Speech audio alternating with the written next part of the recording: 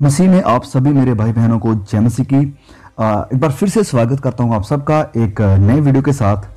तो ये एक बहुत ही अर्जेंट वीडियो है क्योंकि मैं एक दो बाइबल के वचनों को पढ़ रहा था और मैं अपने आप को रोक नहीं पाया कि इन वचनों को आप सबके साथ शेयर करूं क्योंकि ये बहुत ही ज़रूरी है।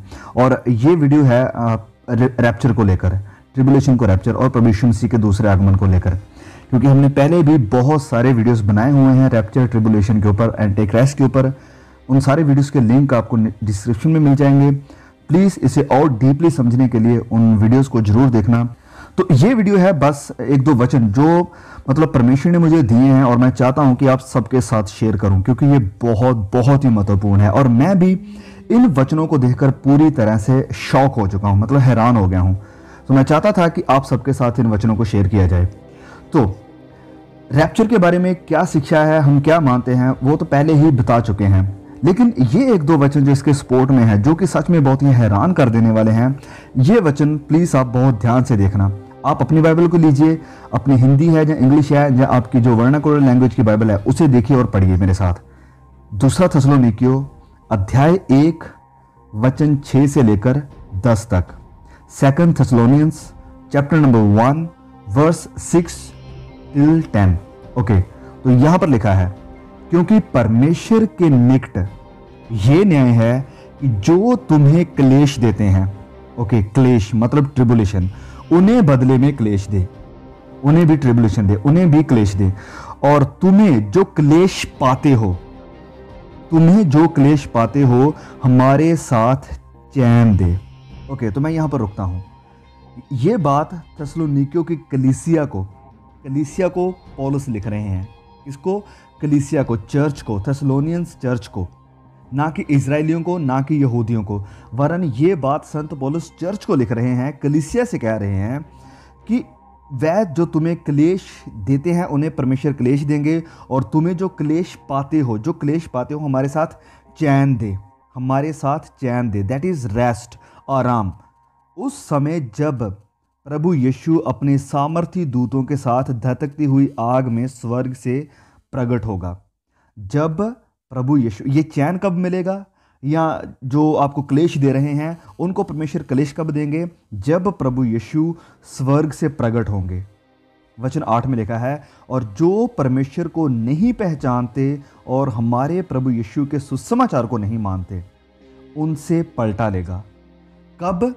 जब वह हमें चैन देने के लिए, हमें आराम देने के लिए, दैट इज रैप्चर, हमें उठाने के लिए आएंगे। तब वह क्या करेंगे कि जो उसके सुसमाचार को नहीं मानते हैं उनसे पलटा लेंगे। जो हमें क्लेश देते थे उनसे प्रभु पलटा लेंगे। वचन 9 में लिखा है, वह प्रभु के सामने से और उनकी शक्ति के तेज से दूर होकर अनंत विनाश का दंड पाएंगे। वचन 10 में फिर लिखा है, ये उस दिन होगा। कौन से दिन? जब यीशु आएंगे। वह उस दिन होगा जब वह अपने पवित्र लोगों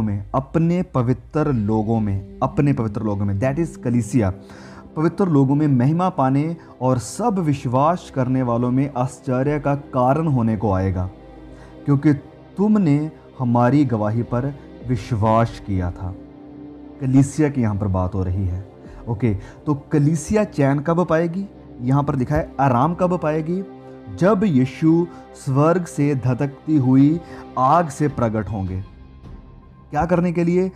जिन्होंने हमें क्लेश दिए हैं, जिन्होंने कलीसिया को सताया है, जिन्होंने कलीसिया को प्रोसिक्यूट किया है, प्रभु यीशु उनसे बदला लेंगे। प्रभु यीशु जिन्होंने सुसमाचार को नहीं माना है उनसे पलटा लेने के लिए आएंगे। तो हमें किसी के एक्सप्लेनेशन की ज़रूरत नहीं है, हमें इसकी ज़रूरत नहीं कि कोई हमारे लिए अनुवाद करे। जस्ट सिट, बस बैठिए 10 मिनट के लिए और इन वचनों को बार बार पढ़िए जब तक ये हमारे दिमाग में बैठ नहीं जाते हैं। क्योंकि रैप्चर के बारे में क्या सच्चाई है, ये वचन हमें पूरी तरह एक्सप्लिसिटली साफ साफ सिखा देते हैं। हमें किसी और वचन की ज़रूरत नहीं है। ये एक वचन इस बात को पूरी तरह स्पष्ट कर रहा है, सिर्फ ये एक वचन। लेकिन हम यहाँ पर नहीं रुकेंगे, हम आगे कंटिन्यू पढ़ते हैं, क्योंकि आपको पता ही होगा कि बाइबल को पहले चैप्टर्स में नहीं बांटा गया था। तो ये जो थेसलोनिकियों का दूसरा खत है, ये एक कंप्लीट चिट्ठी थी, एक खत था, एक पूरा लेटर था। तो इसे हम कंटिन्यूसली पढ़ेंगे। तो वहाँ पर 2 में वह कहते हैं, हे भाइयों, अब हम अपने प्रभु यीशु मसीह के आने और उसके पास अपने इकट्ठे होने के विषय में तुमसे विनती करते हैं। ओके, यीशु मसीह के आने और उसके साथ हमारे इकट्ठे होने के विषय में, ये दोनों एक ही इवेंट है जब वह आएंगे हमें इकट्ठा करने के लिए, कि किसी आत्मा, वचन 2 में, किसी आत्मा या वचन या पत्री के द्वारा जो कि मानो हमारी ओर से है, ये समझ कर कि प्रभु का दिन आ पहुंचा है, तुम्हारा मन अचानक अस्थिर ना हो जाए और तुम ना घबराओ। किसी रीति से किसी के धोखे में ना आना, वो चाहे नेल्सन डार्बी हो, वो चाहे आपका फेवरेट प्रचारक हो, वो चाहे आपका फेवरेट यूट्यूबर हो, वो चाहे आपका पापा हो, वो चाहे वो इंसान हो जिसके द्वारा आपने बपतिस्मा पाया है। वचन कहता है कि किसी के भी धोखे में ना आना। ओके, वचन हमें बताता है कि हमें ज़रूरत है बीरिया के विश्वासियों के जैसे बनने की। अब ये बीरिया के विश्वासियों की खास बात ये थी कि वह प्रेरितों पर भी भरोसा नहीं करते थे। जब तक वह वचनों से कन्फर्म नहीं कर लेते थे कि इनकी शिक्षा सही है या गलत है, तब तक वह प्रेरितों का विश्वास नहीं करते थे। लेकिन आज हम अपने फेवरेट पापा, फेवरेट प्रचारक, फेवरेट यूट्यूबर की बातों पर विश्वास कर लेते हैं, लेकिन हमें ज़रूरत है इन बीरिया के विश्वासियों के जैसे बनने की, कि जब तक हम वचनों से इस सच्चाई को नहीं देख लेते हैं, खुद नहीं जान लेते हैं, तब तक हम किसी और का विश्वास नहीं करेंगे।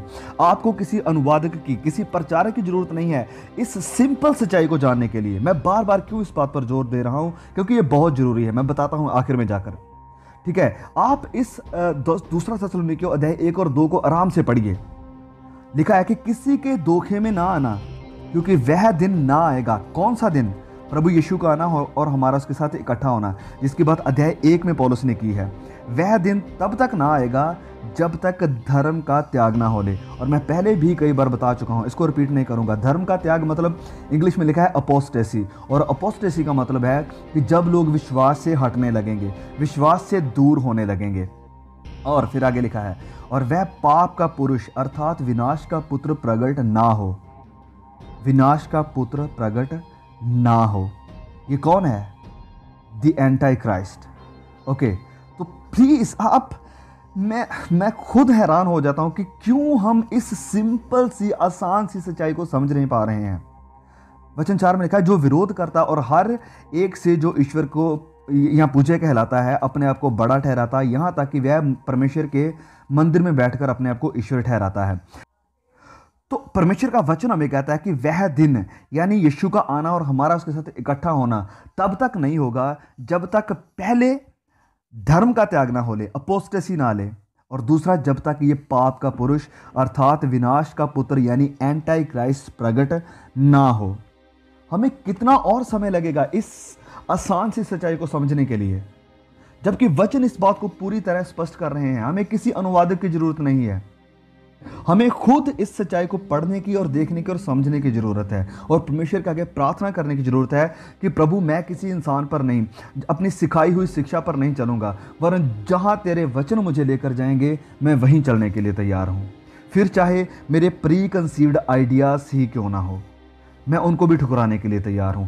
Please let the Bible lead you to the truth, let the Bible speak for you.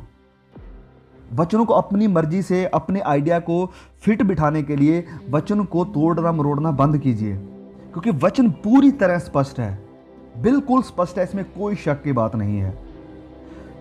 हम नहीं कह सकते हैं कि ये थस्सलुनीकियों का जो पत्र लिखा गया है, ये जो खत लिखा गया है, ये यहूदियों को या इजरायलियों को लिखा गया है। नहीं, ये कलीसिया से बात हो रही है। यहां पर पौलुस कलीसिया से बात कर रहे हैं और कलीसिया को ये सारे इंस्ट्रक्शन दे रहे हैं। ओके, तो मैं एक और वचन आपको दिखाना चाहता हूं जो सच में अमेजिंग है, माइंड ब्लोइंग है, सच में आपको भी हैरान कर देगा। और अगर आप सच्चाई को मानना चाहते हैं तो ये आपको सच्चाई बताएगा, अगर आप सच्चाई जानना चाहते हैं तो ये आपको सच्चाई बताएगा। क्योंकि अगर आप सच्चाई को नहीं जानना चाहते हैं, अगर आप अपने जो सिखाए हुए विश्वास हैं, सिद्धांत हैं, उन्हीं को मानना चाहते हैं, तो यू आर फ्री, आप मान सकते हैं।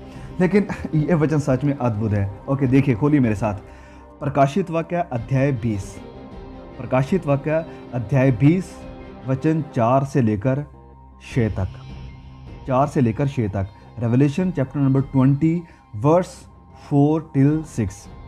ओके, यहाँ पर लिखा है, फिर मैंने सिंहासन देखे और उन पर लोग बैठ गए और उनको न्याय करने का अधिकार दिया गया। मैंने उनकी आत्माओं को भी देखा जिनके सर यीशु मसीह की गवाही देने और परमेश्वर के वचन के कारण काटे गए थे। ओके, नोट कीजिए इन वचनों को। जिनके सर यीशु की गवाही देने के लिए वचन के कारण काटे गए थे और जिन्होंने, okay, no this is interesting, ये बात है, इसके ऊपर आपको ध्यान देना है। जिन्होंने ना उस पशु की, you know what I am talking about, उस पशु की, और ना उसकी मूर्ति की पूजा की, और ना उसकी शाप अपने माथे और हाथों पर ली थी। ये पशु, ये मूर्ति, ये शाप क्या है? आप आसानी से समझते हैं, समझाने की ज़रूरत नहीं है। पशु एंटी क्राइस्ट है, ये शाप 666 की मोहर है, जो आप जानते हैं। वह जीवित होकर मसीह के साथ 1000 वर्ष तक राज्य करेंगे। ओ फाइन। हम कैसे कैसे कैसे इसको ठुकरा सकते हैं? वचन कह रहा है कि उन लोगों को मैंने परमेश्वर के साथ देखा जिनके सर मसीह की गवाही के कारण और वचनों के कारण काटे गए थे, और उन लोगों को जिन्होंने उस पशु की शाप को नहीं लिया, जिन्होंने उस पशु की पूजा करने से इनकार कर दिया था। वह परमेश्वर के साथ, मसीही के साथ 1000 वर्ष तक राज्य करेंगे। कौन राज्य करेंगे? इस वचन को समझिए। कौन मसीही के साथ 1000 वर्ष तक के लिए राज्य करेंगे? जिन्होंने एंटी क्राइस्ट की पूजा नहीं की, जिन्होंने 666 की मोहर को अपने माथे पर नहीं लिया, अपने हाथों पर नहीं लिया। ओके, आगे देखिए, वचन 5। जब तक ये 1000 वर्ष पूरे ना हुए तब तक शेष मरे हुए ना जी उठे। ये तो पहला पुनरुत्थान है। पहला पुनरुत्थान किन लोगों का? जिनके सर मसीह की गवाही के कारण कलम हुए, जिन्होंने पशु की पूजा नहीं की, जिन्होंने उस पशु की शाप को अपने माथों पर, अपने हाथों पर नहीं लिया। वह लोग मसीह के साथ 1000 वर्ष के लिए राज्य करेंगे, और ये होगा पहला पुनरुत्थान।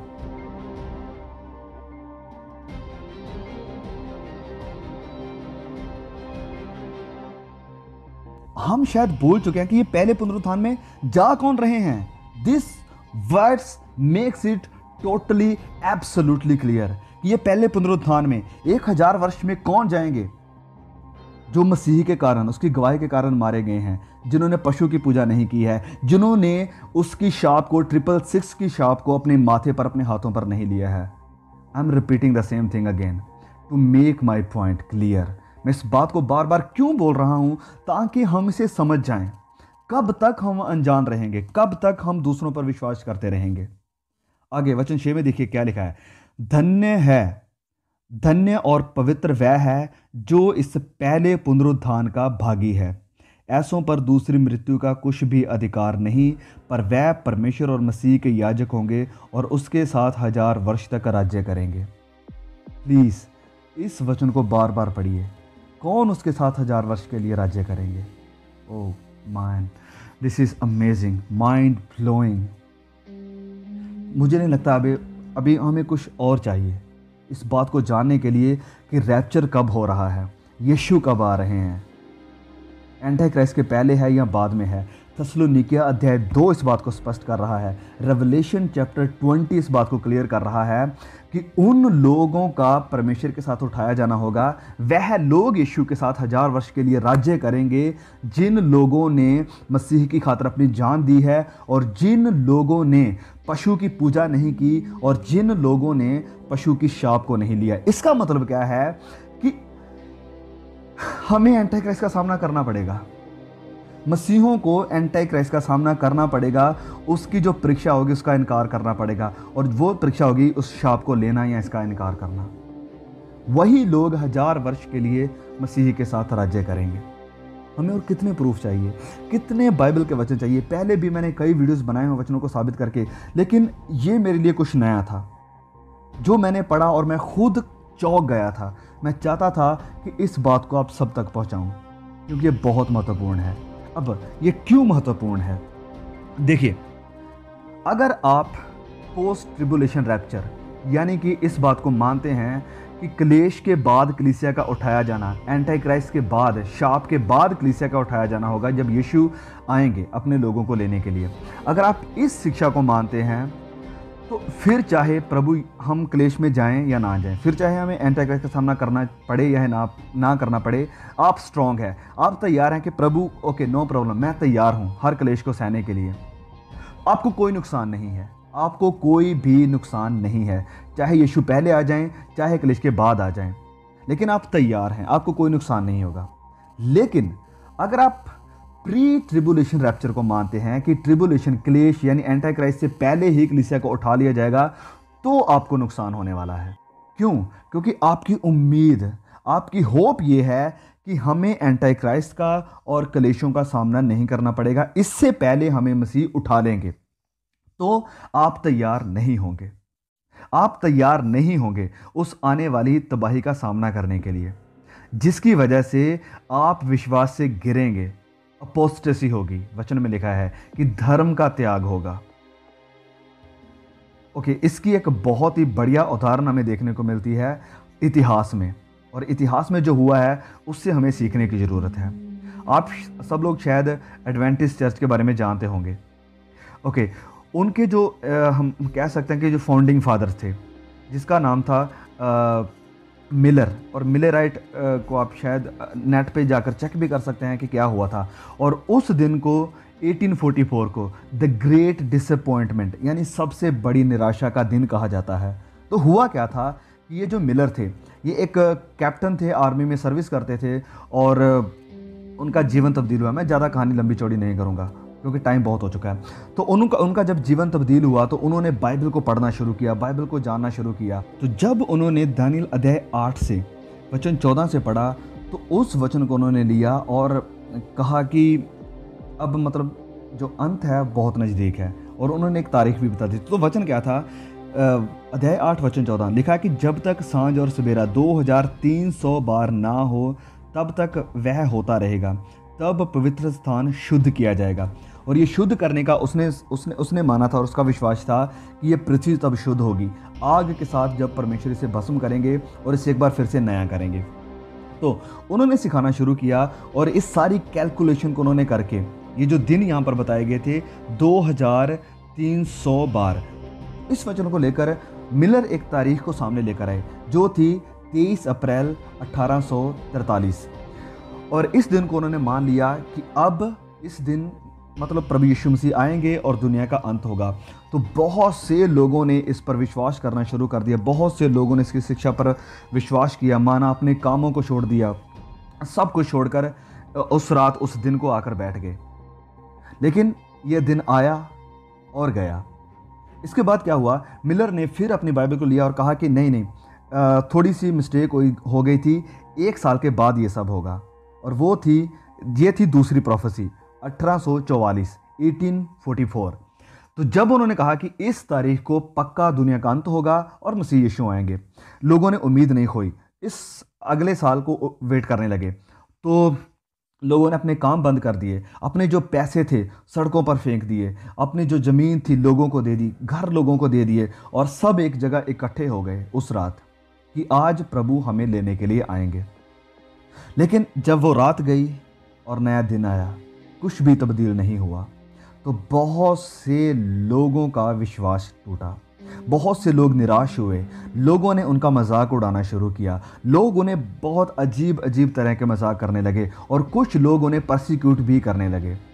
यहाँ तक कि जो एलन जी वाइट है, जो एडवेंटिस्ट चर्च की बहुत ही बड़ी एक हम कह सकते हैं भविष्यवक्ता है, उन्होंने खुद भी अपनी एक बुक में लिखा है कि मैं भी पूरी रात उस दिन जाकर रोती रही, कि मतलब ये हमारे साथ क्या हुआ है। तो ऐसे बहुत से लोगों के साथ हुआ था, लोग बहुत निराश हुए, और बहुत से लोगों ने विश्वास को छोड़ दिया था। क्यों? क्योंकि वह निराश हो गए, उन्हें सिखाया कुछ गया था और हुआ उसके ऑपोजिट। तो यही सबसे बड़ा खतरा है प्री ट्रिबुलेशन रैप्चर को मानने वालों के लिए। हमें सिखाया जा रहा है कि आप क्लेश नहीं सहेंगे, आप एंटी क्राइस्ट को नहीं देखेंगे, लेकिन होगा, वचन हमें इसके उल्ट सिखा रहा है, वचन कुछ और बता रहा है, यानी कि सच्चाई कुछ और है। तो इसी वजह से होगी सबसे बड़ी अपोस्टेसी, धर्म का त्याग। तो प्लीज़, मैं ये नहीं कह रहा हूँ कि जो लोग प्री ट्रिबुलेशन या पोस्ट ट्रिबुलेशन या मिड ट्रिबुलेशन किसी को भी मानते हैं, आप उनके साथ संगति करना छोड़ दो, उनके चर्च में जाना छोड़ दो, उन्हें सुनना बंद कर दो। नहीं, मेरे कहने का मतलब ये बिल्कुल भी नहीं है। लेकिन व्हाट आई वांट, जो मैं चाहता हूँ कि हम मसीही लोग वचनों में जाएं। जो वचन आज मैंने दिए हैं इनको बार बार फिर से पढ़ें, खुद के लिए पढ़ें और तैयार रहें कि हाँ प्रभु, मैं जान देने तक आपके साथ वफादार हूँ। तैयार रहिए इस कष्टों से पहले उठाए जाने के लिए नहीं, वरन कलेश सहने के लिए। आप कलीसिया के साथ बने रहिए जहाँ भी आप जाते हैं, लेकिन परमेश्वर के वचनों की स्टडी खुद कीजिए, परमेश्वर के वचनों की सच्चाई खुद देखिए। परमेश्वर आपको इन वचनों के द्वारा बहुत आशीष दे। तो ये कोई प्लान्ड या एडिटेड वीडियो नहीं है, ये बस मैंने वचन देखे हैं और इनको आपके साथ शेयर किया है। उम्मीद है आपको ज़रूर बहुत मदद हुई होगी इस बात को समझने के लिए। तो प्लीज़ ये 3 वचन जो आज हमने पढ़े हैं, 2 थिस्सलुनीकियों अध्याय 1 वचन 6 से लेकर 10 तक और अध्याय 2 वचन 1 से लेकर 4 तक, और ख़ासकर प्लीज़ इस वचन को जरूर पढ़ना, रेवलेशन प्रकाशित वाक्य अध्याय 2 वचन 4 से लेकर 6 तक। ओके, सो फिर मिलेंगे बहुत जल्द एक और नए वीडियो के साथ। तब तक के लिए सभी मेरे मसीह भाई बहनों को जय मसीह की। विश्वास में बने रहें, विश्वास में बढ़ते जाएं और प्रभु यीशु के साथ प्यार में और भी गंभीर होते जाएं। आमीन।